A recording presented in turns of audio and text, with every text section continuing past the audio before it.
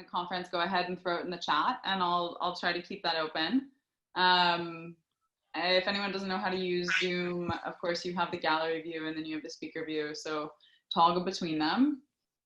And otherwise, we'll go ahead and dive in. We have 25 minutes to talk about 10 experiments to make in quarantine. So we have this time. I mean, it's been like, I don't know, maybe 60 days for some of you, 40 days on this side of the world. We have been literally in more or less a quality of like a jail cell of sorts, that is your home, right?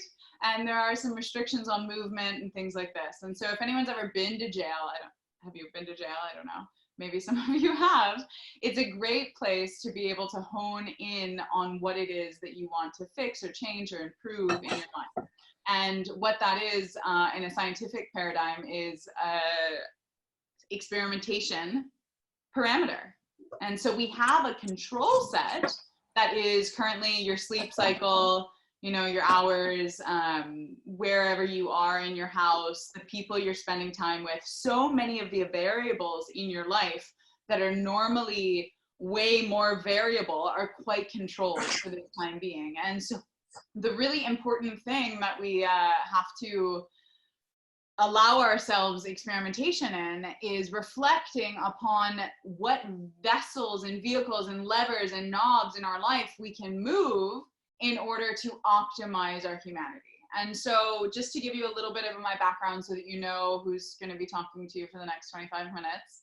I am a naturopathic doctor by practice. I had a big public facing career in health and teaching advanced yoga teacher trainings. My specialty is really in the human physiology and understanding human physiology to a way where we can start to hack it. So I know some of you might be coders or hackers as well. And that ability to actually, rather than change the world outside of us, change the world inside of us, by virtue of that, changes everything that we experience.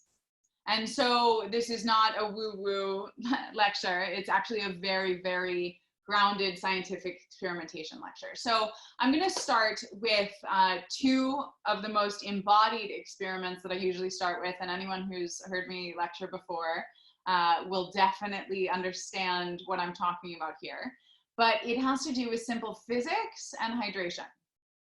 And so first and foremost with that, we look at pooping. All right, now I know you didn't think that you'd be hearing this on the unconference, but pooping is a really important part of human life. And effectively, people all over the world today do not poop enough, full stop. So you, whomever you are listening out there, humans are meant to be pooping once per meal per day. So that might be a shock to many of you, which it well should be. The fact that actually, right, about 90% plus of the world is constipated. And so just allow that to be a deep self-reflection of, wow, I'm not pooping as much as I need to be. So guess what? Remember that jail cell? Remember the paradigm for experimentation, quarantine? This is where you start. Now that you have this information on you, understanding that something goes in, something goes out, it's physics, right? Just like babies, just like dogs. But we as human adults, we tend to get overly stressed and, pass up a poop or two. And so never again, please, never again pass up a poop or two. Allow for your system to work freely on its own and support it in working. And so going along the line of physics, understanding that if we had concrete on a wall and we wanted to take that concrete off or wet it so that it was easier to break down, we would use water, right? So water in the human body is also something that's in very short supply. The human being uses and loses around 3 liters of water a day. So what that means is it's actually our responsibility to replace that and drink it in. And so with that understood, we see that one of the main reasons that we're so constipated is because we are not drinking enough water. So how many of you, I don't have many of your cameras on, but you can put in the chat or something, how many of you actually do poop 2 to 3 times a day, right? And of you, how many of those people are also drinking 3+ liters of water a day? And when you can just understand that this is basic math, basic physics, that this is super logic, that the more hydrated your system is, the easier it will be to move your bowels, and thus the better you're going to feel for pretty much the rest of your life. So lots to think about on that front. My experimentation parameters that I give you for this are really an invitation of how to do it and how to arrange this in your life. And so super simple things here. When you wake up in the morning, start drinking water. Right? You might wake up, scrape your tongue, you might move a little bit, whatever your morning routine is, we'll add water to it. Drink 1 liter to 1.5 liters of water before you ever think about breakfast. All right, so we have a question popping up from Odette, cooking in the kitchen. Does the 3 liter rely on body weight? Do skinny people need less water? So 3 liters is definitely an average, and everything in the body is proportional. Some bigger and more hefty people will need more water, but 3 liters is a safe average. So you don't necessarily want less than that. All right. So shoot for that 3 liters. It's also this like fixed number. If you have a liter bottle, or here I have a ½ liter bottle, so I'm drinking 6 of these per day at least.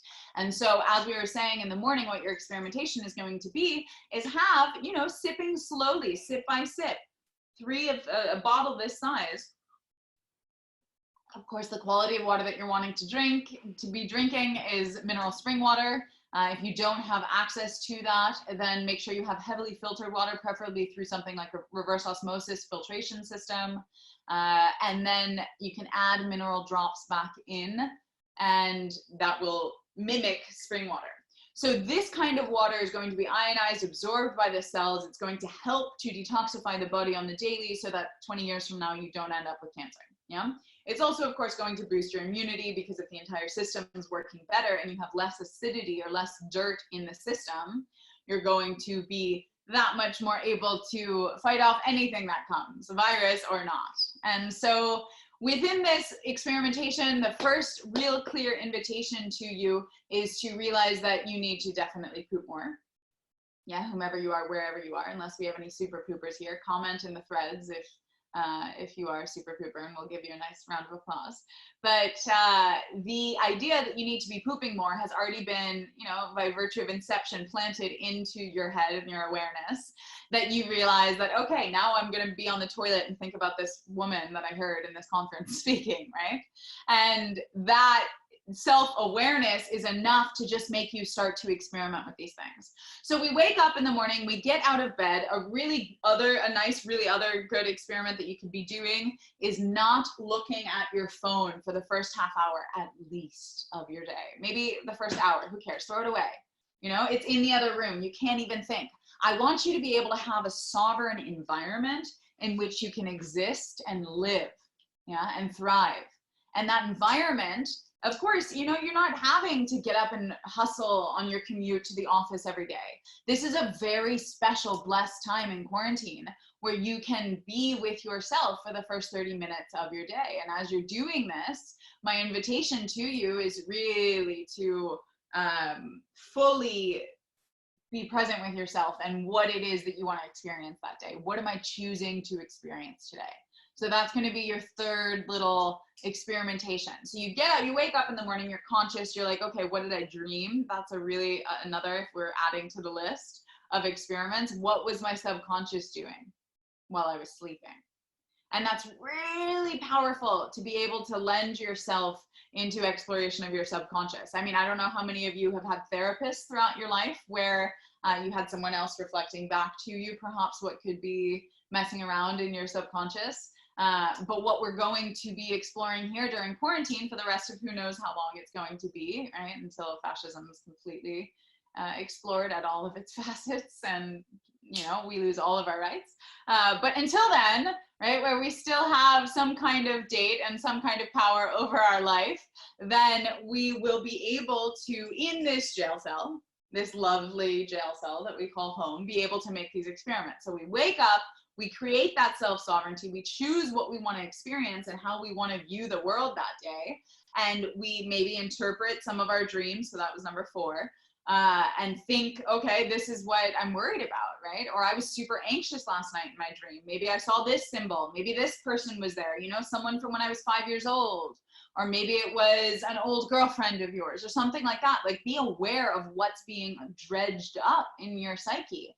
And if you wake up and you immediately go into a stress response of, oh, I have to answer that email, or oh, I'm late for that meeting, or whatever it is, or the person beside me snoring, and you bring your conscious mind so active and stressed into the present, then you lose that beautiful ability to tap into whatever was happening for you in the subconscious world. So huge invitation there to keep that alive and awake as you walk throughout your life. So then our third experiment was to definitely, you know, hang your phone, hang it, like, you know, like it's gonna commit suicide, and allow your life to be separate from it. And for many people during quarantine, this has been absolutely almost an impossibility, because you have not been separable from your digital devices, because that has been the only social contact that you have.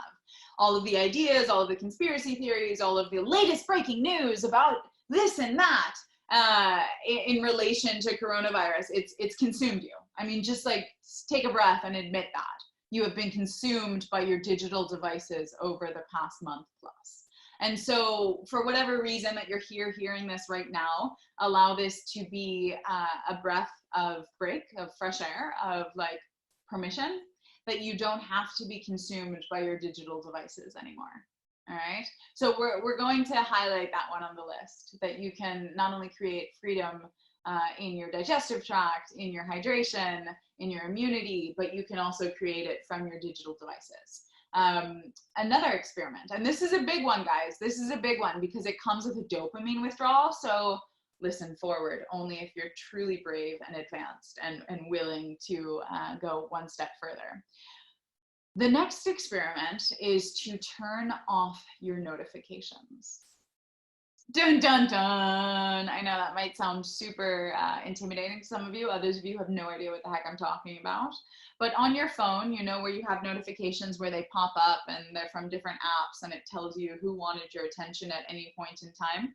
Well, the invitation to you is to actually switch these notifications off so that they no longer ping you and bother you, so that you don't get that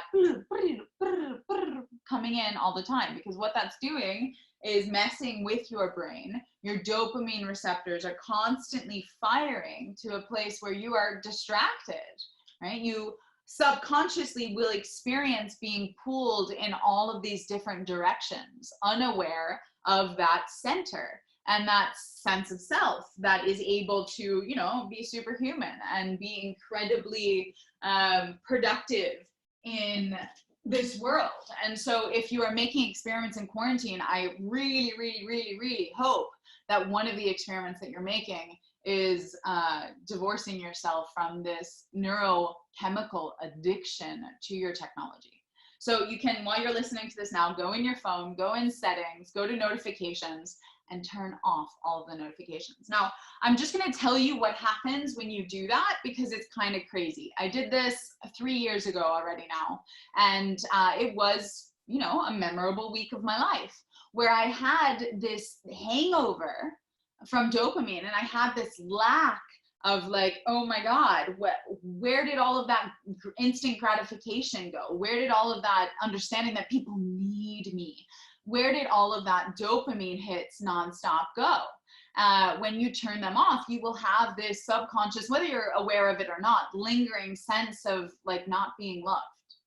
And so to just, you know, like from the beginning, understand that that is going to come, that you don't have control over it. You can, of course, reprogram it with your conscious mind by saying, oh yeah, no worries, like I'm loved.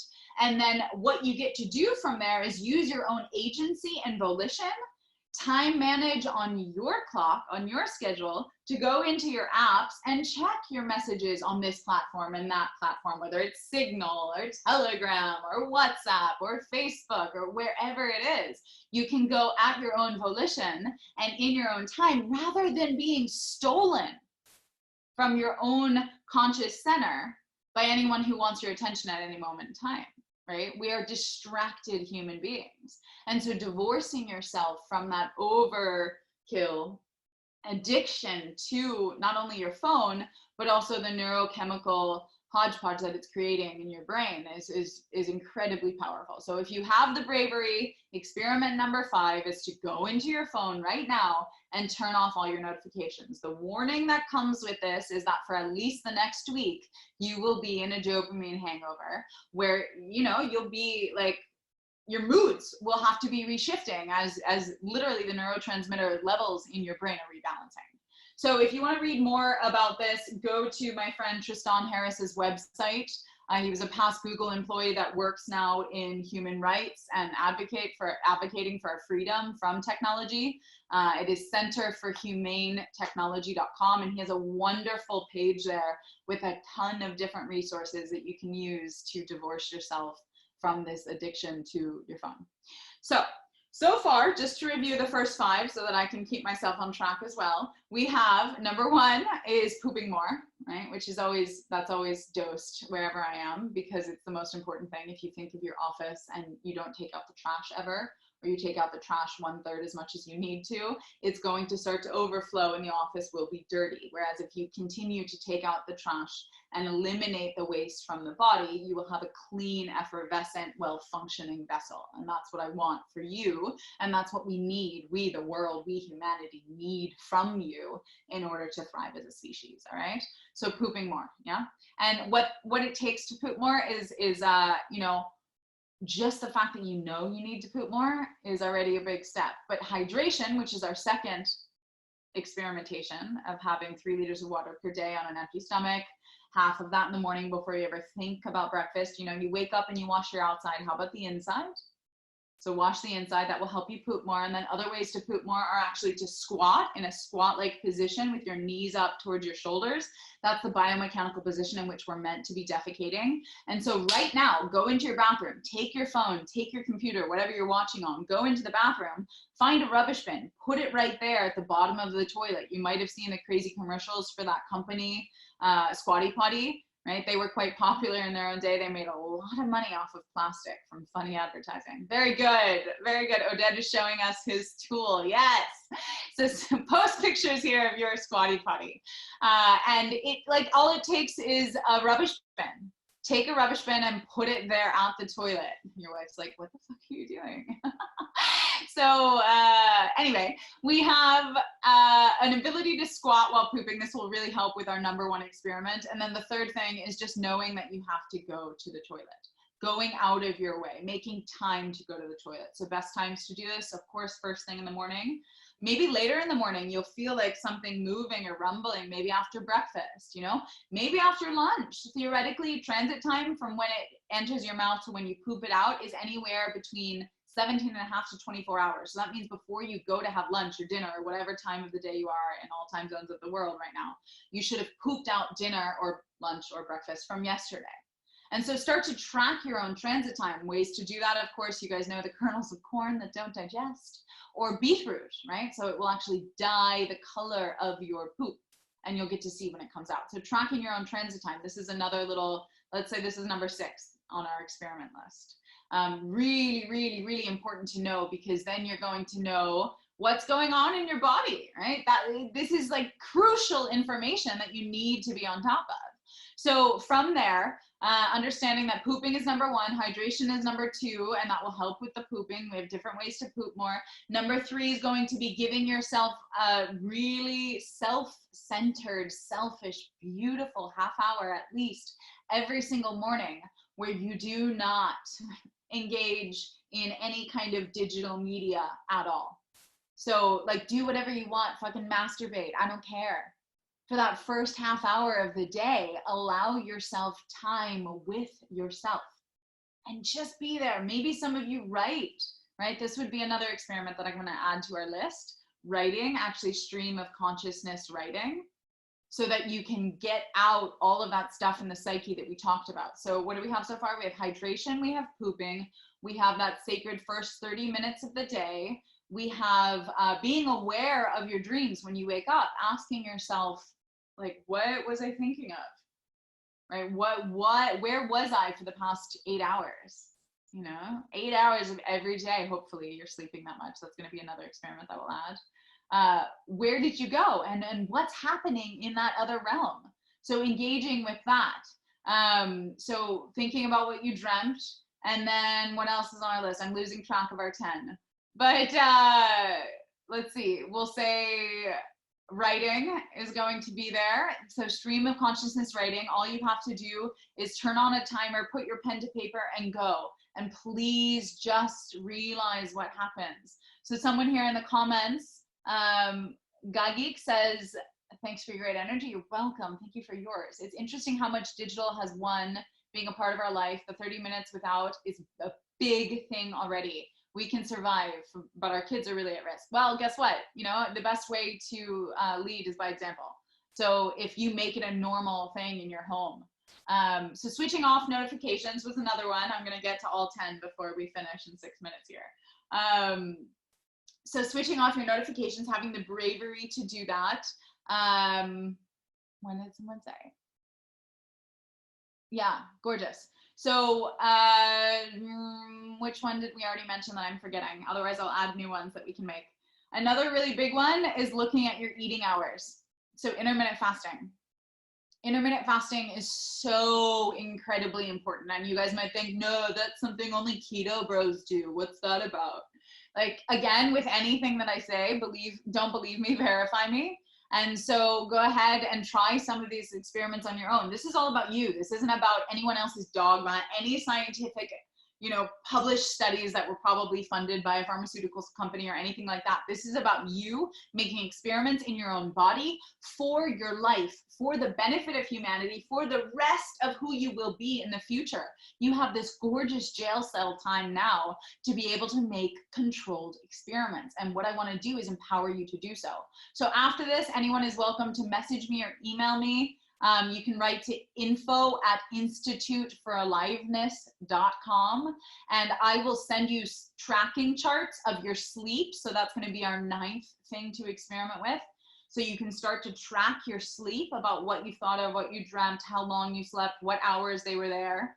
And then also I can give you consumption charts so that you can write out everything you ate, how much you pooped, how hydrated you are, what you felt, what your emotions were. And you can literally have a collection to become a scientist in your own living laboratory of your body, because that's where you're going to get data that really matters, and data that's going to inform the rest of your life for you to be that much more of an incredible human being, an optimized human. I mean, we spend so much time with our computers or our technology learning how to optimize tech, but how about the tech here, right? How about this hardware? Were we ever given a user manual for this? No. And so what we have to do is kind of work backwards through experimentation to start to understand how it works and empower ourselves to be better and show up better. So we have 9 things. I told you we were going to make 10 experiments to make during quarantine. So intermittent fasting, on the 9th one, I'll just tell you more in detail, is that what you'll do is I recommend starting with 14 hours at least. The best is 16 hours. If you can do a solid 16-hour intermittent fasting per day, you're like right on track. So what that means is stop eating by about 7 p.m. and then don't eat again until 11 a.m. in the morning. And this isn't hard, guys. It's not hard at all. At 7 p.m., it's like you want to go have some dessert and you just whatever. Like, eat enough calories during the day, and then at night find something else to do, whether that's a movie to keep your mind occupied, whether you just go into a different room, get out of the kitchen, get out of the living room, get out of those addictive kind of areas and go into a different space in your house, or maybe go outside, whatever it is. Look under the night sky. That can be pretty powerful in times like this where we don't have as much light pollution. But allow yourself to switch modes. Maybe make yourself a beautiful cup of tea and then don't eat at night. It's really not a big deal. And if you have that addiction or that urge to want to eat at night, ask yourself, what am I really hungry for?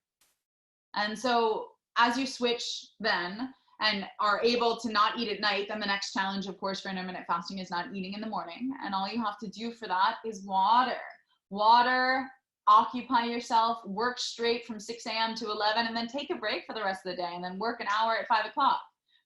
Switch these hours, do experiments with this. So how you're setting up your day is going to be our 10. So then not having breakfast until later is the way to do intermittent fasting. And then experiment number 10 is actually going to be exploring how you set up your daily schedule. And my invitation to you is to really free yourself into maybe earlier work hours, maybe working less hours, maybe working with something that I love called the Pomodoro method, which is 25 minutes of full on hardcore focused work with absolutely no distraction. Your phone is nowhere near you, right? There's no notifications on. And then you have 5 minutes mandated break where you have to get up and move and dance or eat or do whatever, and then 25 minutes on. And so if you do 2-hour sessions of this, or 3-hour sessions or 4-hour sessions, you will be like a productivity machine. And all it takes is that focus. And when we disconnect ourselves or divorce ourselves from this massive addiction to technology and this distraction economy, then we start to gain some sovereignty and control over who and how we want to be. So we have 1 minute left for questions. Those were your 10 experiments to make in quarantine. I would love, good timing on the blower outside. I would love to answer any questions you have here. For anyone in the unit on Conference and Zoom, I'm also live streaming on the Facebook page for the Institute for Aliveness. So if you have any other questions after we finish now, hop over there. For the unit conference, next is VIT. So unless anyone types anything into the chat now or turns on your mic, I'm gonna sign off, hand it over to VIT. And I'm super stoked about this 24-hour unit on conference. Congratulations to Michael and the whole team and the unit community. Reach out to me on Telegram, guys, if you want. Andy X. Happy to answer anything. Otherwise, andyx.ai is my website, or instituteforaliveness.com or theinitiation.com. All right, mwah. Much love from me over here. And is VIT here? All right, I'll write here those contacts. And for anybody watching live stream on Facebook, do you guys have any questions? Is there anything I can serve you with?